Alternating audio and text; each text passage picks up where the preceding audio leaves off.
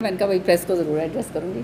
तो प्रोग्राम ऐसा कोई ख़ास नहीं है, फिर चाय चोए इन्होंने रख ली हैं क्योंकि जो हैं कई लोग ऐसे हैं जो चाहते हैं कि आऊँ, तो वो उनके लिए मैं जाऊँगी। 10-15 जगह चाय हैं, फिर एक धरने पे जा रही हूँ, वो वहाँ पर तलवंडी। हाँ, दूरदर्शन पे भी जाएंगे क्या? नहीं, वहाँ का नहीं है। नहीं, वहाँ का नहीं है। फिर उधर से आगे एक दो शादियाँ हैं। सो ये आज प्रोग्राम बेसिकली ये है मेरा।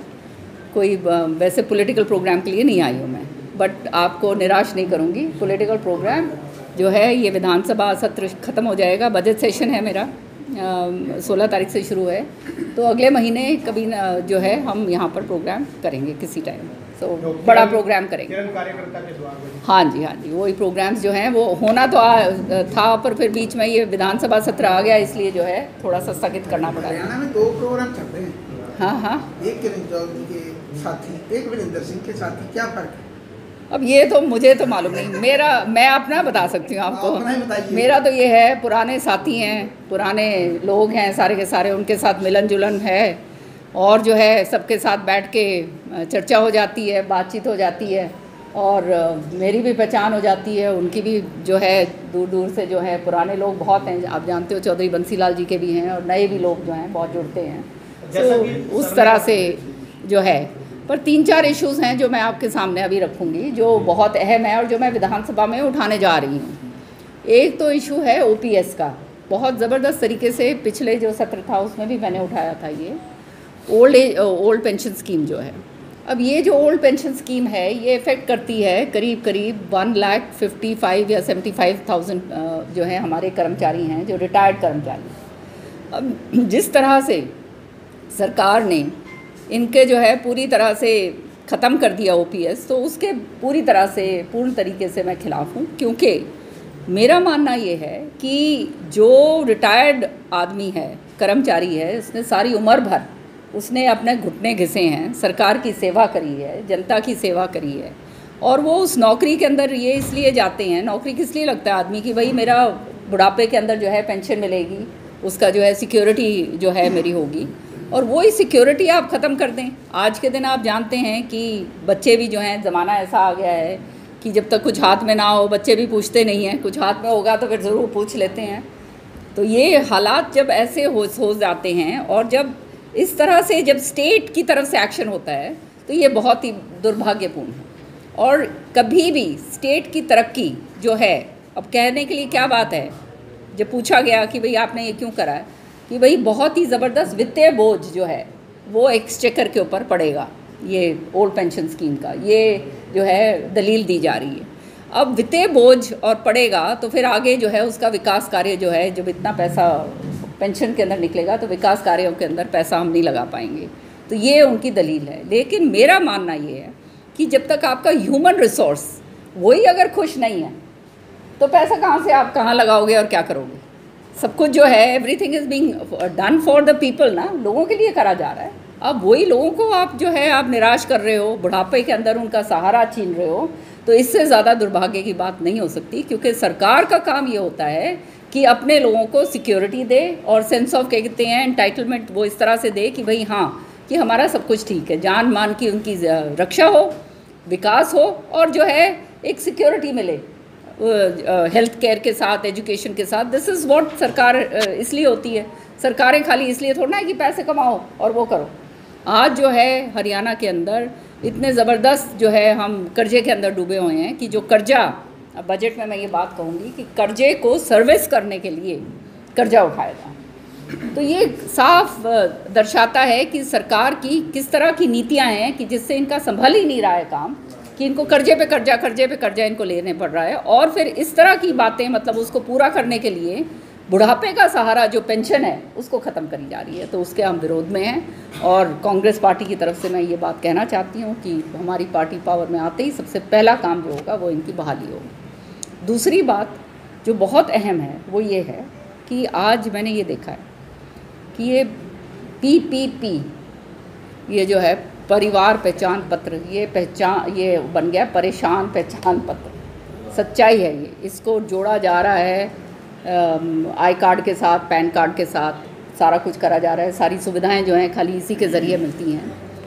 देखिए, मैं IT के ख़िलाफ़ नहीं, विधानसभा में भी ये बात मैंने कही कि आईटी जो है आगे की तरक्की के लिए बहुत ज़रूरी है, लेकिन जब उसका क्रियान्वयन सही तरीके से धरातल के ऊपर नहीं होता तो उसका क्या फ़ायदा होगा। अब जो है आधे टाइम पर तो जो हैं पोर्टल्स जो इन्होंने इतने सारे बना दिए हैं, वो पोर्टल्स खुलते नहीं हैं, आधा घंटा खुलेंगे 1 घंटा खुलेंगे, वो भी जो है मारा मारी इतनी ज़बरदस्त हो जाती है। फिर बिजली नहीं रहती आधे टाइम जो है आप जानते हो इंटरनेट नहीं होता। तो ये सारी की सारी जो हैं परेशानियाँ इतनी ज़बरदस्त आ गई हैं कि लोग जो धरातल के ऊपर हैं, क्योंकि मैं तो गांव के अंदर काम करती हूँ, धरातल पे लोग आके रोते हैं कि बेटी हमारे को तो बिल्कुल ही जो है नाश हो गया। अब आपको मैं इसका एक छोटा सा उदाहरण बताती हूँ कि हमारे लोग जो हैं वो अभी तक इसमें शिक्षित नहीं हैं। जो शिक्षित है उसके लिए तो ठीक है, जो शिक्षित नहीं है उनको तो बहुत ज़बरदस्त परेशानी का सबब बन गया है। वो एक आदमी, सब मुझे ये बता रहे थे किसान भाई और गाँव के अंदर, कि एक आदमी घर के अंदर ऐसा हमारे को तय करना पड़ रहा है जो थैला भर लेकर पूरे के पूरे कागज़ लेके इधर से उधर हाँटता है, इधर से उधर, उधर से इधर।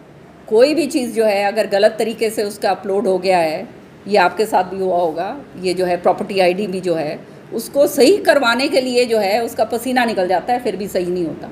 और सरकार ये कहती है कि हम सारा कर रहे हैं। सच्चाई के अंदर धरातल के ऊपर ये काम नहीं हो रहा है, जो मैंने देखा है, क्योंकि मैं सारे गाँव के अंदर दौरे करती हूँ और लोगों से पूछती हूँ। तो ये जो काम जो ये है, और जैसे मैंने आपको बताया कि श्रुति चौधरी अपने पार्लियामेंट का दौरा कर रही थी लोहारू हलके का, वहाँ एक बूढ़ा बुज़ुर्ग आया और उसने कहा कि बेटी हम तो कति मारे गए।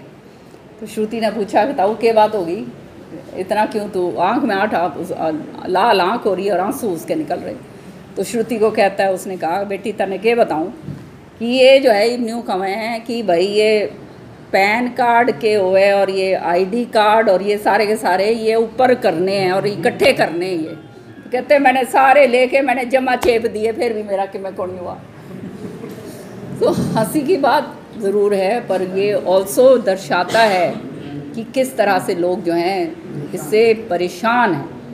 और मैं समझती हूँ ये परेशानी का जो सबब इस सरकार ने दिया है लोगों को, और 8,000 का अगर आपका बिल आ जाएगा, बिजली का बिल आ जाए, तो आपको जो है सुविधाएं से आप वंचित हो जाओगे। जो आपके पीले कार्ड हैं, आपका जो और जो सुविधाएं जो गरीबों को मिलती हैं उससे आप वंचित हो जाओगे। आपके अगर बिल्ली जो है आपने पाल रखी है उसको अपलोड करना पड़ेगा आपको। ये सच्चाई है, ये पता नहीं कहाँ से ये निकाल के ला रहे हैं इस तरह की चीज़ें कि वो बिल्ली अगर वो है तो इसका मतलब आप जो है उस 180 के दायरे के अंदर नहीं आते हो, आप अमीर बन गए हो। 3 कर दिया मैडम, 180 से 3 लाख। अब 3 लाख भी क्या है आजकल के ज़माने में, आजकल के ज़माने में 3 लाख तो चुंगा भी नहीं है। सच्चाई ये है।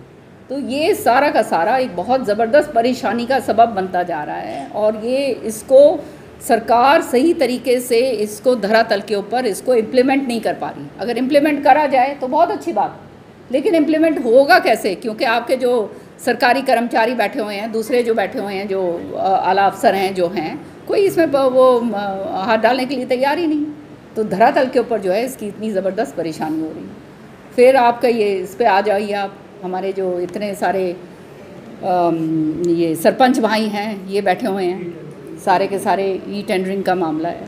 अब देखिए ई टेंडरिंग के मैं ख़िलाफ़ नहीं, लेकिन आपने एक पोर्टल, एक वो कहते हैं ना एक माध्यम और बना दिया भ्रष्टाचार का।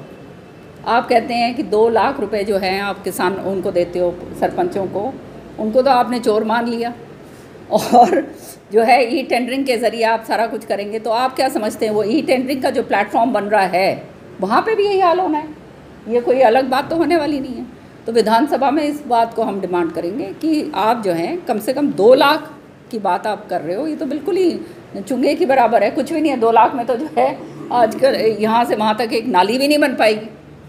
सच्चाई है। तो इनको जो है कम से कम 15-20 लाख रुपए का जो है उतना इनको हक होना चाहिए। राजीव गांधी जी ने पंचायती राज किस लिए लागू करा था कि धरातल तक जो है पैसा पहुँचे, और वो धरातल के ऊपर लोग अपने आप डिसाइड करें कि कहाँ वो पैसा गांव के अंदर लगना है, तब तो बात बनेगी। नहीं तो क्या फ़ायदा हुआ। अब अगर सरकार ने ही सारा कुछ करना है तो आप ये पंचायतों को ही ख़त्म कर दीजिए। सच्चाई तो ये है। तो ये जो कहानियाँ बन रही हैं ये सही नहीं है। तीसरा जो बहुत अहम मुद्दा है, पिछले विधानसभा में भी मैंने उठाया था, आप जानते हो विधानसभा में कोई भी ऐसे हर मुद्दा जो है मैं उठाती हूँ। वो है ये बेरोज़गारी का। इतना ज़बरदस्त बेरोज़गारी का आलम है। 37.7% जो है CMI की रिपोर्ट के अनुसार आज हरियाणा जो है अव्वल है, किसी अच्छी चीज़ में नहीं, बेरोज़गारी में पूरे हिंदुस्तान के अंदर। तो ये तो हमारे लिए बहुत ही शर्म की बात है और सिर नीचे झुकाने वाली बात है। जो स्कैम्स हुए हैं, जो अटैची कांड और ये कांड और वो कांड नौकरियों के लिए, उस सब हम जानते हैं, उसमें नहीं जाऊंगी। लेकिन ये जो CET बनाया है, कॉमन एलिजिबिलिटी टेस्ट जो बनाया है, ये जो है 3 साल के लिए जो इन्होंने बना दिया है, ये बच्चों के साथ एक बहुत ही ज़बरदस्त कटुर खाता है। क्योंकि जो बच्चा वो उसके अंदर उस समय अपेयर नहीं कर सकता, तो 3 साल तक तो इसका मतलब वो वंचित रह गया। हो सकता है उसमें उसकी उम्र निकल जाए, आगे कुछ भी हो जाए। सो विधानसभा के अंदर मैंने ये बात पिछली बार भी रखी थी कि आपको CET का 3 साल का मकसद क्या है। अगर आप बच्चों को मदद करना चाहते हो, उनको रोज़गार दिलवाना चाहते हो, तो आपको इसको हर साल कंडक्ट करना चाहिए, ताकि बच्चों को जो है मौका मिले और वो जो है वो टेस्ट के अंदर पार्टिसिपेट करें। उसके बाद जो नंबर आते हैं, जिस तरह से आते हैं, वो आप काम करिए। ये इस तरह से ये बात। लेकिन ये सरकार जो हठकर्मिता का जो ये रवैया है, ये नौजवानों के प्रति सही नहीं है। और 3 साल में जब एक बार ही करते हो, तो कैसे आपने देखा है किस तरह से जो है लोग कहाँ से आते हैं, बुरी तरह से जो है उसके अंदर ऐसा आलम हो जाता है कि पूरी तरह से जो है कोई किसी तरह से अंकुश नहीं होता। बच्चे जो हैं माँ बाप के साथ आते हैं, दुखी होते हैं, आधे दे पाते हैं, आधे नहीं दे पाते हैं। और ये स्वराज, ये जो है रोज़गार योजना जो इन्होंने शुरू करी है, कौशल रोज़गार योजना जो इन्होंने शुरू करी है, ये भी, इसके बारे में मैं आपको बताना चाहती हूँ, लोगों को मालूम होना चाहिए। विधानसभा में ये जब प्रश्न मैंने पूछा, तो ये बात कही गई विधानसभा के अंदर कि खाली 1 साल के लिए है ये नौकरी, पक्की नौकरी नहीं है। तो मैंने पूछा कि आप जो है इसको लीगल दर्जा क्यों नहीं दे रहे हो, कौशल रोज़गार योजना को। तो वो लीगल दर्जा कैसे दें, क्योंकि अगर लीगल दर्जा दे दिया तो फिर मनमानी से जो है उनको निकाल नहीं सकते। अब एक लेडी आई, उसका कहते हैं, उसको रोज़गार का पूरा पत्र मिल गया कौशल रोज़गार में, और तीसरे दिन में उसको बाहर निकाल दिया। तो इस तरह के बहुत सारे केसेस हैं। तो किसी भी तरह से वो कोई परमानेंसी की तो बात छोड़ो, मतलब किसी भी तरह से कोई, जैसे आदमी को रोज़गार मिलके थोड़ी संतुष्टि होती है, वो चीज़ का मामला नहीं है। तो सरकार को इसके अंदर देखना चाहिए। जब इनके पास 33,000 से भी ज़्यादा नौकरियां जो हैं वो लंबित हैं, PTI और ये जो टीचर्स की हैं उसकी हैं, अलग से जो है, चाहे हेल्थ के अंदर हो, चाहे एजुकेशन में हो, चाहे और दूसरे जो ये विभाग हैं उनके अंदर हो, इतनी सारी नौकरियां, 1 लाख कुछ हैं आज के दिन। तो वो नौकरियां दो आप लोगों को, ताकि रोज़गार मिले। यहाँ एक बात मैं ज़रूर कहती हूँ, सारे गांव में मेरे को जब लोग बताते हैं, कहते जी हमारे बच्चों के जो है ना ब्याह होने बंद हो गए, क्योंकि छोरी दे के राजी को नहीं, कोई बेटी नहीं। जहाँ जिस लड़के के पास रोज़गार नहीं होगा तो कौन शायद बेटी उसको देगा।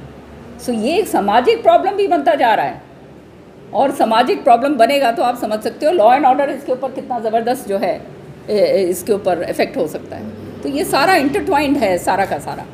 ये सरकार जो है, मैं समझती हूँ हर तरीके से जो है असमर्थ है, चाहे लॉ एंड ऑर्डर हो, चाहे रोज़गारी का मामला हो, चाहे हमारे किसान भाइयों की बात हो, चाहे ये हमारे सरपंचों की बात हो, ये OPS सरकारी कर्मचारियों ने बहुत ज़बरदस्त तरीके से इनको वोट करा था पिछली बार जब इलेक्शन था। मुझे याद है सरकारी कर्मचारी पूरी तरह से जो है इनके पक्ष में थे। आज उन्हीं के ऊपर इतनी ज़बरदस्त गाज डाल दी है। ये सारे बहुत अहम मुद्दे हैं जो विधानसभा के अंदर बजट सेशन के अंदर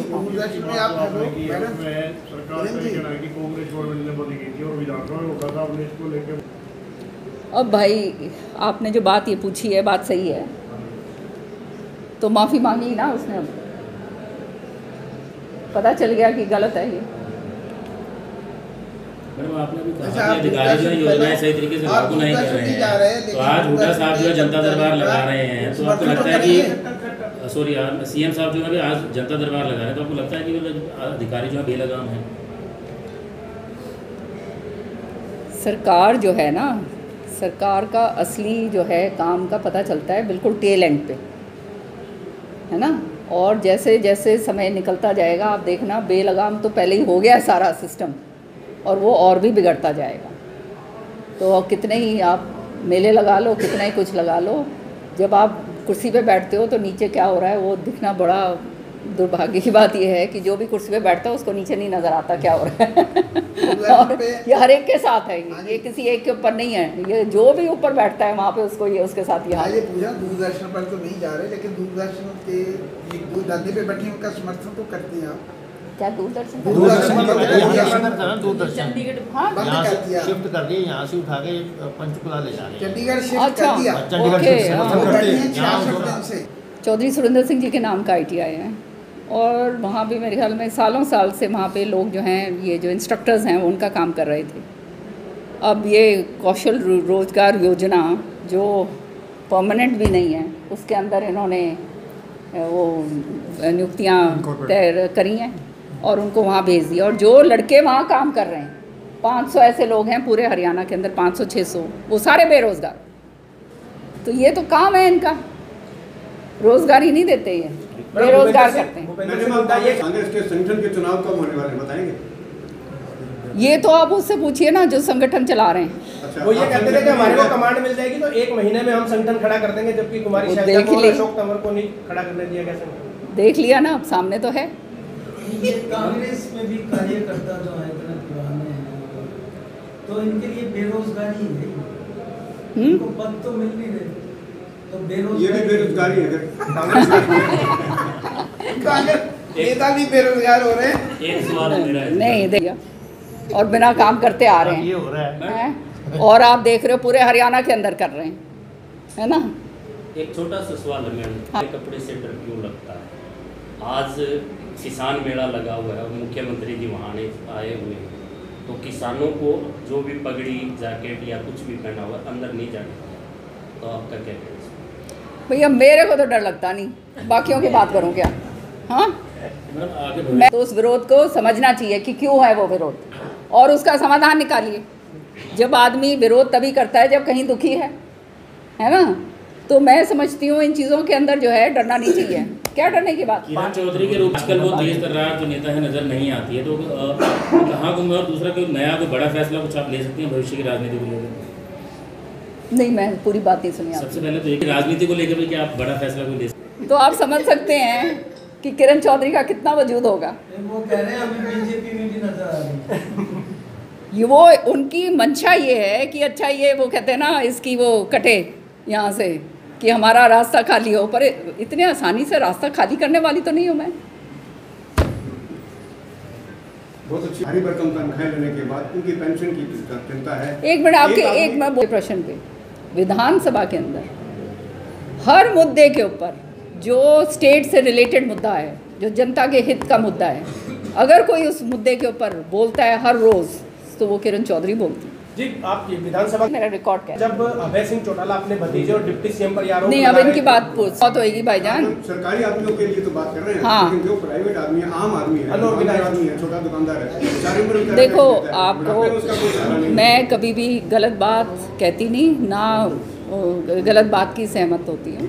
स्टेट जो है हर एक आदमी का तो वो नहीं देख सकती ना, ये तो आप उन्हीं का देख सकती है जो नहीं, वो टैक्स जो आप देते हैं उस टैक्स से फिर आपको सुविधा भी मिलती है ना। और एक मिनट प्लीज़, टैक्स का मतलब क्या होता है? ये सिटीज़न का जो है, ये अपने देश के प्रति जो है आप जो दे रहे हो, उसी से तो आगे ये टैक्स के ज़रिए ही तो ये सारे काम बन रहे हैं। वो टैक्स नहीं देंगे तो बात नहीं बनेगी। तो वो भी होता है, उसके बारे में कुछ होता है नहीं, बूढ़ा तो जो नौकरी पे होता है वो दिए। अब बुढ़ापा पेंशन इन्होंने 5,151 रुपये कहा था। बुढ़ापा पेंशन उनको मिलती है जिन्होंने कभी टैक्स नहीं दिया, जो टैक्स मानदेय है वो उनका मानदेय है। टैक्स और नहीं टैक्स का जो ये है, ये इस चीज़ के अंदर हर एक चीज़ अगर स्टेट ही अगर देखने लग जाएगी तो फिर तो ये तो डेमोक्रेसी वाली बात ही नहीं रहेगी। वेलफेयर गवर्नमेंट होती है, वेलफेयर गवर्नमेंट होती है ना, कंट्रीज में तो मैम दे रहे हैं डेवलप वहाँ पर आपको मालूम है कितना? मैं I had gone to Finland just now a few year, थोड़े दिन पहले। एक दुकानदार एक मिनट आप 5% टैक्स दे रहे हैं लोग, यहाँ नहीं है वो। आप ये कह रहे थे मैम कि विधानसभा में आप मुखर होकर विरोध, मतलब जो भी सत्ता पक्ष से सवाल करते हैं, तो अभी पीछे वाकया हुआ था चौधरी अभय सिंह चौटाला जो कि एक अपने भतीजे और डिप्टी सीएम पर आरोप लगा रहे थे कि इन्होंने भूमाफिया खड़ा कर दिया हिसार में एयरपोर्ट बनाने के नाम पे। तो उसी टाइम पे नेता प्रतिपक्ष और आपकी पार्टी के नेता भूपेंद्र सिंह हुड्डा ने एक चुटकुला सुनाकर उस मतलब पूरे मामले को उन्होंने एक तरीके से खारिज कर दिया, जबकि होना ये चाहिए था कि उन्हें उनका समर्थन करना चाहिए था, क्योंकि वो सरकार विरोधी बात भी कर रहे थे और जनता के हित की बात कर रहे थे। इस पर क्या कहेंगे? मेरा मानना ये है, विधानसभा जो है वो चर्चा का माध्यम है और जनता के हित की बात जो है वो हम विधानसभा में रख सकते हैं, तो वो हमारे को हर तरीके से रखनी चाहिए। और विपक्ष एक एक जिम्मेदार विपक्ष होने के नाते वो हमारे को ज़ोर शोर से रखनी चाहिए। और मेरा पर्सनल मानना ये है कि क्योंकि मैं भी दिल्ली विधानसभा की वो रह चुकी हूँ, मैंने वो ये डिप्टी स्पीकर रह चुकी हूँ मैं, सो मैं जानती हूँ कि ये जो भी इलेक्टेड आदमी आता है उसका हक होता है विधानसभा के अंदर बोलने का, क्योंकि वो इसलिए उसको इलेक्ट करके भेजा जाता है, खाली मूर्तियाँ बना के तो नहीं भेजने के लिए जनता भेजती। सो उसका जो है, उसका जब विशेष अधिकार का हनन की बात आती है तो ये एक बहुत ही अहम मुद्दा है और ये बहुत जल्दबाजी के अंदर इस चीज़ को नहीं उठाना चाहिए। और जिस तरह से उठाया गया वो गलत था, क्योंकि मैंने तो ये संचालित करा हुआ है, पूरी की पूरी विधानसभा संचालित करी हुई है, तो मैं जानती हूँ ये गलत तरीके से ये करा गया था और इस तरह से नहीं होना चाहिए था।